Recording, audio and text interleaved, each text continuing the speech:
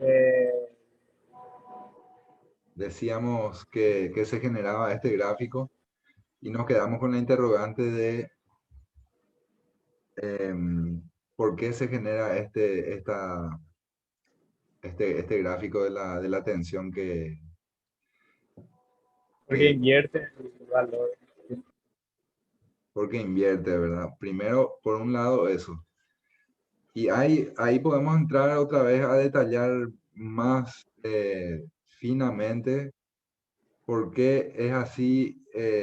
Al comienzo la curva tiene un comportamiento que va en aumento y después, digamos que es constante el valor, después baja, va a cero y ahí pasa a la parte negativa.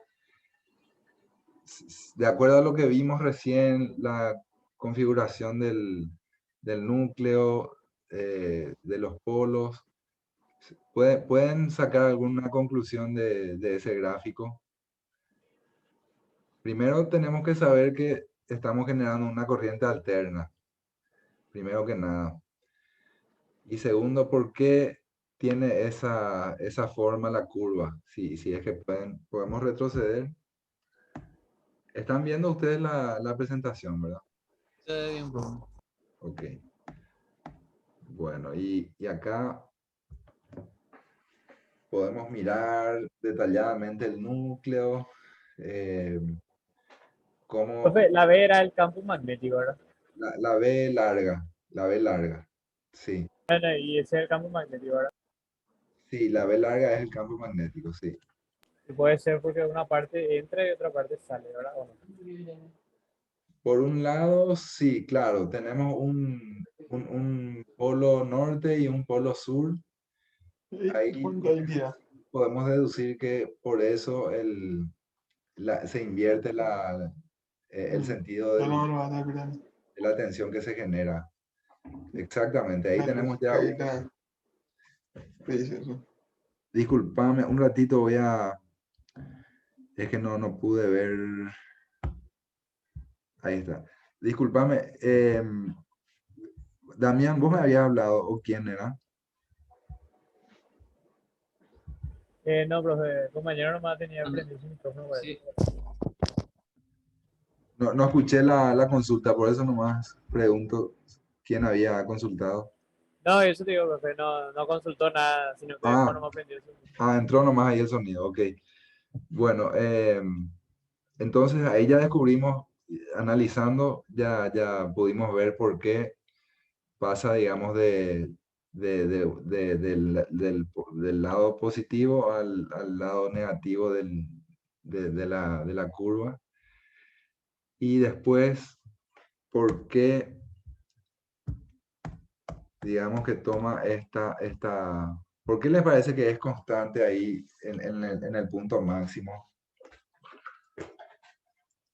¿Se acuerdan de cómo están las líneas de fuerza con respecto al rotor? Eh, ¿Qué pueden deducir de eso? Les voy a dar una pista, voy a abrir el archivo que teníamos de la clase anterior, porque ahí vamos a poder ver algo que nos puede ayudar.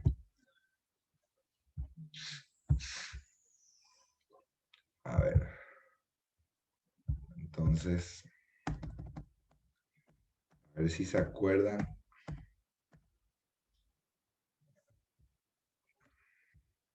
Bueno, por un lado, ¿están viendo ahí? sí, está chiquito, pero se ve. Voy a agrandar. Ahí está. Fíjense que en esta configuración el campo va de norte a sur.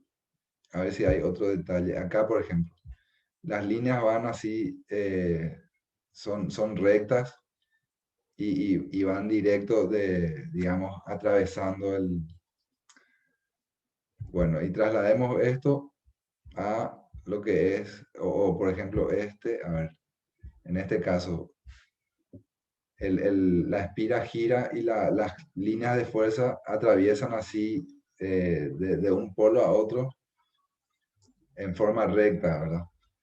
Y en este caso, en el que analizamos recién, las líneas de fuerza, o sea que los polos prácticamente envuelven casi en su totalidad al rotor y las líneas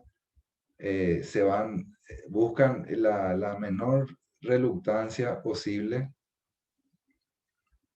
o sea, el camino más corto entre un material ferromagnético y el otro, y atraviesa para llegar hasta el otro polo. Entonces, prácticamente en esta máquina el campo siempre va a ser perpendicular al rotor. Por eso es que tenemos ese comportamiento. Sin embargo, comparando con el otro, en este caso, el campo magnético no va a ser siempre perpendicular al giro, a esta espira, ¿verdad? Entonces, en este caso, recuerdan que se generaba esta curva, o sea, una curva senoidal. Y en este caso, se genera una tensión prácticamente constante. Sigue siendo alterna, pero es casi constante en el polo positivo, casi constante en el polo negativo. Todavía no tenemos la corriente continua que nosotros queremos sacar de esta máquina. Entonces, ¿cómo hacemos para tener esa corriente continua?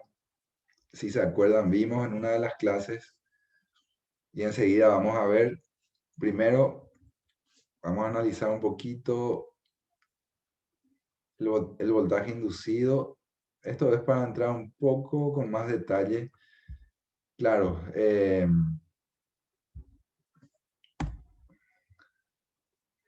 si analizamos nosotros el área de este rotor, podemos llegar a la conclusión directamente que la tensión que se genera va a ser 2 sobre pi. Acá hace un análisis del área, porque multiplica el área del cilindro, que sería 2 pi por r. 2 pi por r sería el perímetro del cilindro, y L sería el largo. L sería el largo de la espira, o sea, del rotor. Entonces tenemos el área igual a pi por r por L. Claro, sumando, puesto que hay dos polos, el área del rotor debajo de cada polo, despreciando los espacios donde no está cubierto el campo, tenemos esto como resultado. Como les dije, esto está súper detallado en el libro, pero si vamos a hacer este análisis, se va a hacer demasiado larga la clase. Yo les voy a compartir el libro y también los ítems donde está esta información, para que puedan ver ahí en detalle. Lo importante es llegar a estas conclusiones, que la tensión inducida en la máquina es igual al producto del flujo dentro de ella, ¿verdad? Dentro del rotor, y su velocidad de rotación, multiplicado por una constante que representa la construcción mecánica de la máquina. Y esto tiene que ver con el área que recién estábamos mencionando. Y por último, que es la conclusión más importante, el voltaje en cualquier máquina real depende de 3 factores: el flujo de la máquina, la velocidad de rotación y una constante que va a depender de la construcción de la máquina. Esto, hay diferentes tipos de máquinas, entonces esa constante va a depender de la geometría, el área de cada máquina en sí. Y esto, bueno, y ahora vuelvo a lo anterior que estábamos analizando, la curva de la tensión que se genera. ¿Cómo podemos llegar entonces a la tensión continua que nosotros queremos? ¿Se acuerdan que dijimos que la tensión continua no necesariamente es constante, sino que tiene que estar de un lado o positivo o negativo de la curva de la tensión generada. O sea que puede ser positiva o negativa esta tensión continua. ¿Y cómo se puede generar que la máquina produzca este voltaje de CD, que sería corriente directa o corriente continua, en lugar del voltaje de CA, como el que analizamos hace un rato? Bueno, y ahí está, en la figura se ve cómo se logra esto. Se añaden dos segmentos conductores semicirculares a un extremo de la espira y se establecen dos contactos fijos en un ángulo tal que en el instante en que el voltaje de la espira es cero, los contactos hacen que los dos segmentos entren en cortocircuito. De esta manera, cada vez que el voltaje de la espira cambia de dirección, los contactos también cambian de conexión y la salida del contacto siempre se acumula de la misma manera. Entonces, este proceso de cambio de conexión se conoce como conmutación. Los segmentos giratorios semicirculares se llaman segmentos de conmutación y los contactos fijos se llaman escobillas. Esto ya es parte de lo que es la construcción del motor o del generador. O sea que tenemos por un lado el conmutador, que sería lo que está, digamos, junto con el rotor, digamos, con el eje del rotor, que está constantemente girando, y las escobillas, que son las que recogen la corriente generada o que inyectan la corriente que nosotros le suministramos en el caso de un motor. Entonces se entiende esto, y con esto se consigue entonces la tensión continua que nosotros buscamos. Sigue siendo no constante, pero sí continua, porque estos huecos que vemos acá donde baja a cero, ¿qué les parece que sería esa parte?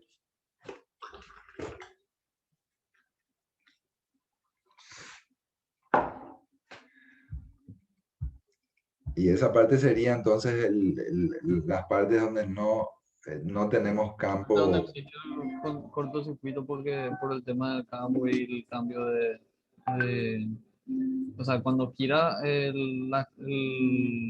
¿cómo es que se llama? El conmutador. Ahí está. Sí, sí, exactamente. Exactamente. O sea que esta escobilla digamos que va a recoger siempre la tensión, digamos, con la misma polaridad, porque va a abarcar solamente el lado, por ejemplo, el polo norte o el polo sur, en el caso de la otra escobilla, del paso de esa espira por esos polos. Entonces, de esta forma se consigue esta curva. Después, para conseguir ya una corriente continua constante, sabrán ustedes que se hace ya con distintos circuitos, con capacitores, con rizados, para conseguir que la curva sea, o sea, que la generación sea una corriente continua constante. Entonces, ¿se entendió eso? Si hay alguna consulta, me interrumpen.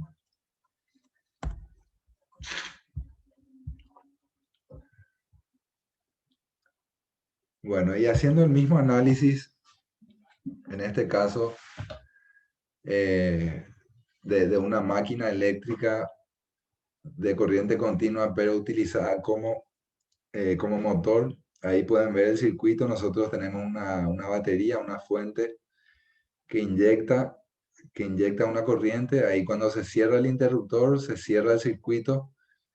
Hay una corriente en la espira y como tenemos un campo magnético, este campo va a producir, digamos, una fuerza sobre esa espira que está transportando una corriente. Esto se puede analizar también con las reglas de la mano derecha y analizar también el sentido de la fuerza y con todo el análisis que también se hizo con el generador, se llega también a estas conclusiones en el caso del motor y el par de cualquier máquina real depende de los mismos tres factores: el flujo de la máquina, la corriente en la máquina y una constante que representa la construcción de la máquina. Entonces, ahí tenemos la conclusión también de lo que serían los generadores. Como les dije, les voy a pasar el libro y ahí pueden ver en detalle. Y ahora vemos algunos ítems de lo que sería la construcción de las máquinas, las partes, lo mismo que estuvimos viendo, pero ya con motores reales. Bueno, ahí vemos las partes, la placa de características, eso tienen todos los motores, ahí figuran los datos de corriente, tensión, tipo de conexionado, potencia, qué tipo de, bueno, potencia activa, potencia reactiva, eficiencia, varios datos que podemos tener eso como una pequeña investigación, también buscar datos de placas de características de motores reales y ver ahí los datos, que eso nos va a servir para las prácticas, o sea, para el mundo real, digamos, cuando ustedes tengan alguna experiencia con aplicación de motores. Y después el resto sería como este ojal que ven ahí, el círculo se utiliza para transportar, para alzar el motor. Hay motores que son muy grandes, muy pesados. Entonces esto se tiene que alzar con puentes grúas, con diferentes sistemas de remolque. Tenemos también la armadura o estator, que sería lo que ahí figura como culata. Después tenemos el inducido, que es la parte giratoria. Ahí se ve también el conmutador. Las escobillas, que son las que recogen o inyectan la corriente. Los polos del campo, que están en el núcleo. Bueno, y las partes principales son el inducido y los devanados de campo, que dijimos recién que era la armadura, donde están los devanados de campo. Los devanados del inducido se definen como aquellos en los que se induce el voltaje, mientras que los devanados de campo se definen como aquellos que producen el flujo magnético principal en la máquina. En una máquina de corriente directa normal, los devanados del inducido están ubicados en el rotor y los devanados de campo están ubicados en el estator. Puesto que los devanados del inducido están ubicados en el rotor de una máquina de corriente directa a menudo se llama inducido. Algunos ejemplos. Ups, ahí se me duplicó el texto, por eso se ve así. Bueno, acá se ve lo que sería la armadura, el conmutador, el eje, cómo se sostiene el eje con los rodamientos. Acá tenemos el ojal para alzar el motor o el generador. Acá hay más detalles, cómo ingresan los cables para el conexionado de las escobillas. También acá está lo que sería el ventilador, que sirve para refrigerar el motor. En este caso ya es un motor muy grande y posiblemente este motor tiene una refrigeración forzada. O sea que la refrigeración forzada se utiliza cuando los motores son muy grandes y necesitan, digamos, una disipación de calor muy grande. Entonces se le acoplan otros ventiladores, otros sistemas para disipar ese calor. Ah, y acá menciona algo importante.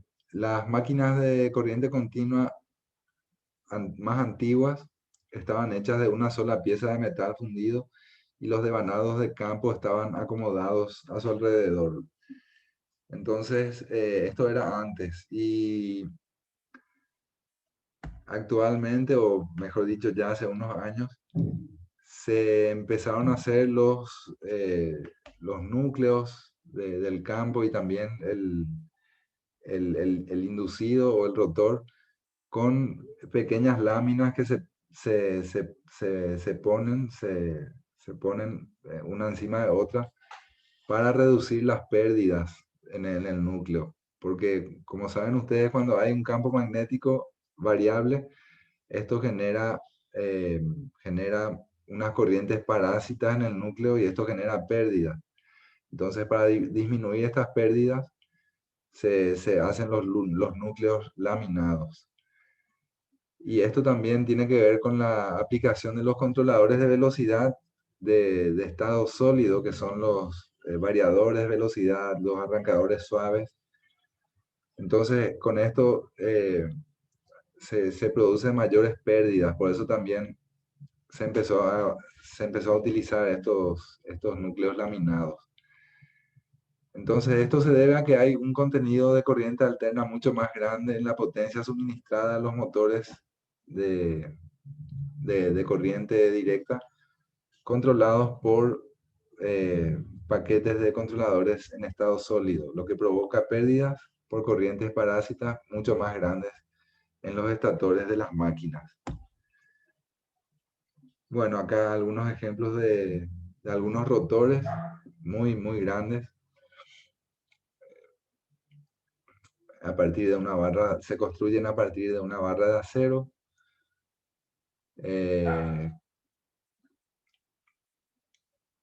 También el núcleo está compuesto por muchas láminas de placa de acero. El conmutador se construye sobre el eje del rotor, como dijimos, en un extremo. Las bobinas del inducido se disponen en las ranuras en el núcleo y sus extremos se conectan a los segmentos del conmutador. Fíjense que acá ven que a ver si hay otra, bueno, ahí están en la armadura se ve que no es un imán permanente el que genera el campo, ¿verdad? Son bobinas que generan campo, lo que sería la armadura o el estator, y el inducido también, o rotor, también son bobinas que están, digamos, dentro de este campo generado. También hay motores con imanes permanentes, generalmente son los motores más chicos, por ejemplo, los motores paso a paso, los motores de las impresoras, eh, utilizan campos, o sea, imanes permanentes para generar sus campos magnéticos en el estator. Acá están las escobillas. Estos son motores muy grandes. Por lo general, el conmutador de una máquina de corriente continua está hecho de barras de cobre aisladas con un material parecido a la mica. Las barras de cobre son lo suficientemente gruesas como para resistir el desgaste normal que sufrirán durante la vida útil del motor. Bueno, las escobillas, no sé si alguna vez desarmaron un alternador de algún vehículo o si cambiaron el famoso el carbón, las escobillas. Las escobillas que recogen la corriente o que inyectan, en el caso de los motores, están hechas de carbón, grafito, metal grafitado o algunas mezclas de estos elementos. Tienen alta conductividad para poder reducir las pérdidas eléctricas y un bajo coeficiente de fricción porque están, digamos que, en constante fricción con el rotor, con el conmutador. Entonces hay que reducir las pérdidas de fricción y hay que reducir las pérdidas eléctricas también por la resistencia de contacto.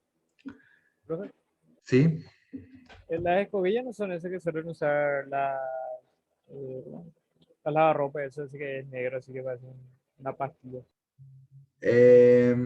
No creo, porque los lavarropas generalmente tienen motores de corriente alterna, motores que se llaman motores de jaula de ardilla, que no utilizan, ese es otro tipo de configuración que no utiliza escobillas, o sea que el rotor está totalmente aislado eléctricamente del estator. Jaula de ardilla, voy a buscar un gráfico para poder entender. Rotor de jaula de ardilla.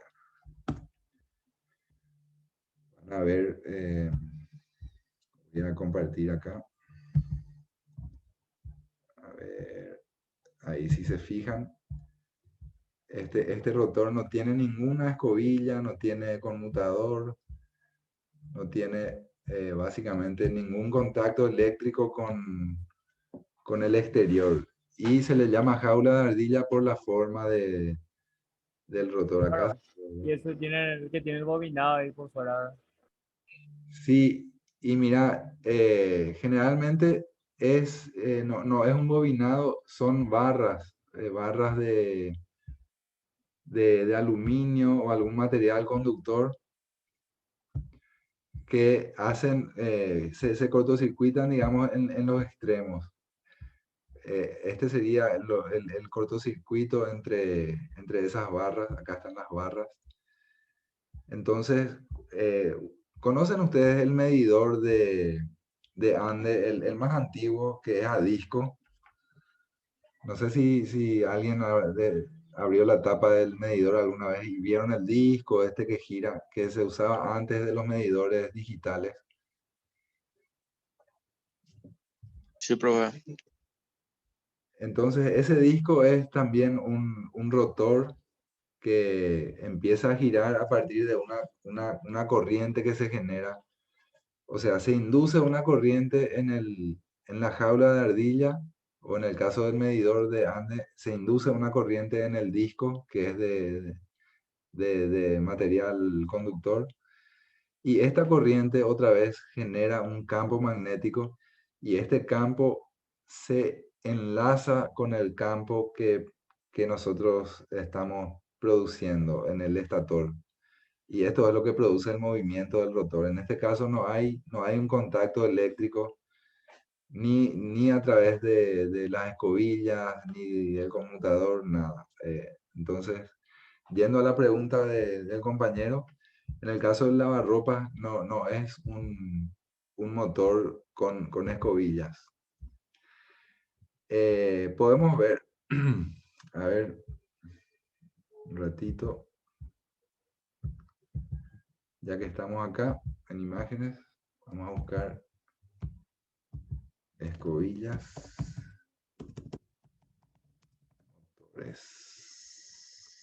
motores. Estas serían. Esto es lo que se cambia si alguna vez les toca en el alternador de un auto. Esta es la escobilla que sería de carbón, de grafito, y es lo que está en contacto directo con el rotor.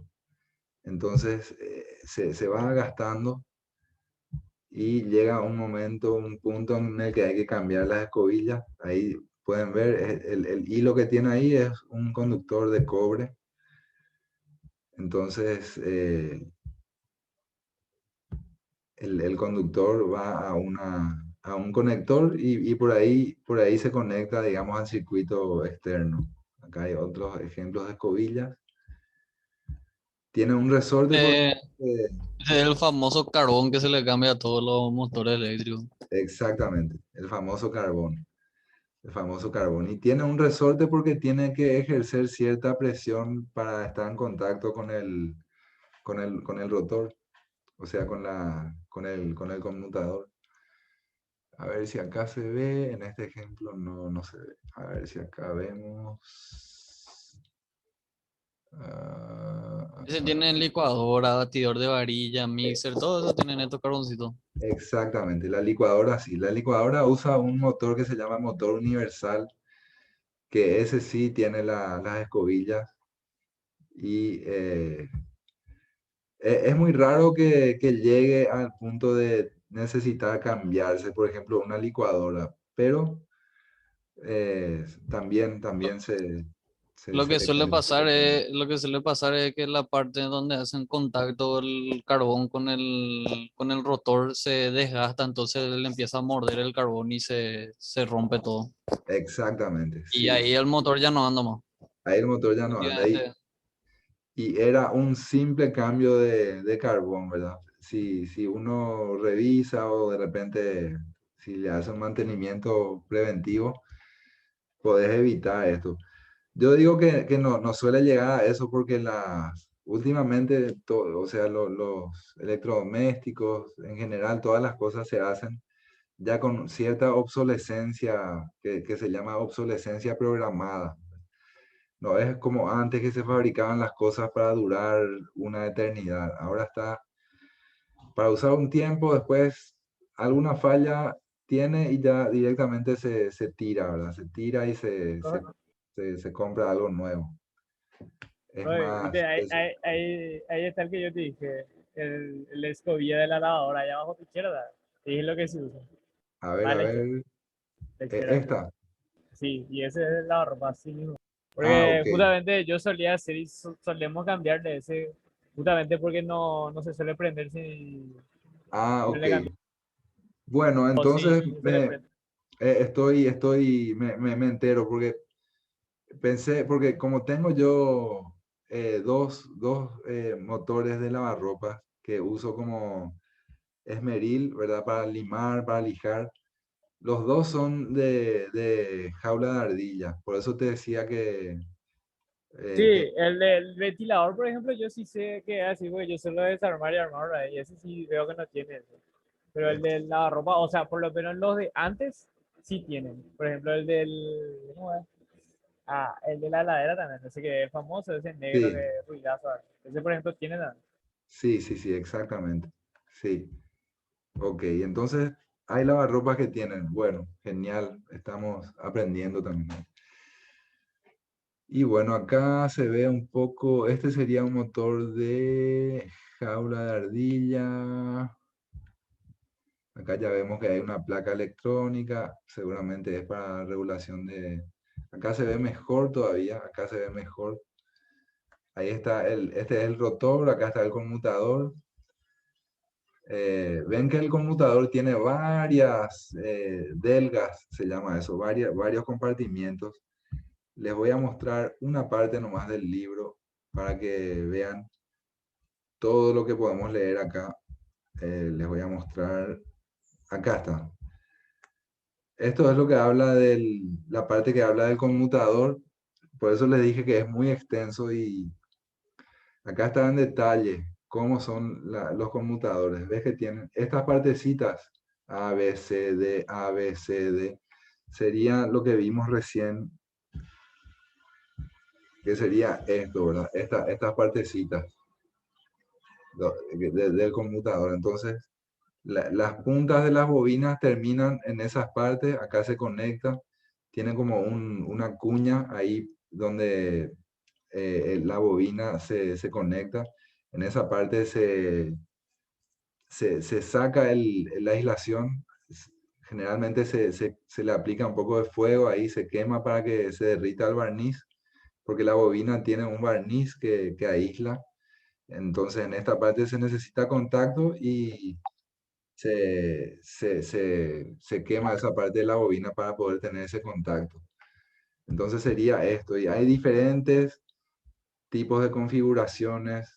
Depende de la cantidad de polos, depende de la cantidad de delgas del rotor. Acá está lo que es la configuración de las bobinas. Acá pueden ver cómo se va poniendo lo que es el estator. No, este es un rotor. Sí, un rotor. Un motor bien grande. Las diferentes posibilidades. vanado progresivo, de vanado regresivo, de vanados imbricados. Hay un montón de diferentes configuraciones. Acá se puede ver ya prácticamente cómo va la configuración ahí en las ranuras del rotor. Qué parte digamos, estaría cubierta por el polo norte-sur, polo norte-sur. Si a ustedes les interesa, pueden profundizar en el libro, hay un montón de información ahí. Acá ya está cómo se conecta también. Entonces, acá hay más configuraciones.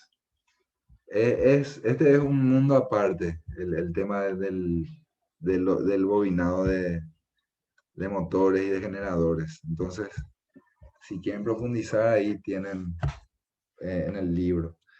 Bueno, el aislamiento de los devanados, además del conmutador, la parte más crítica del diseño de un motor es lo que recién les decía, ¿verdad? El aislamiento de las bobinas. Porque para cambiar esto en el caso de que haya algún corto o alguna sobrecarga,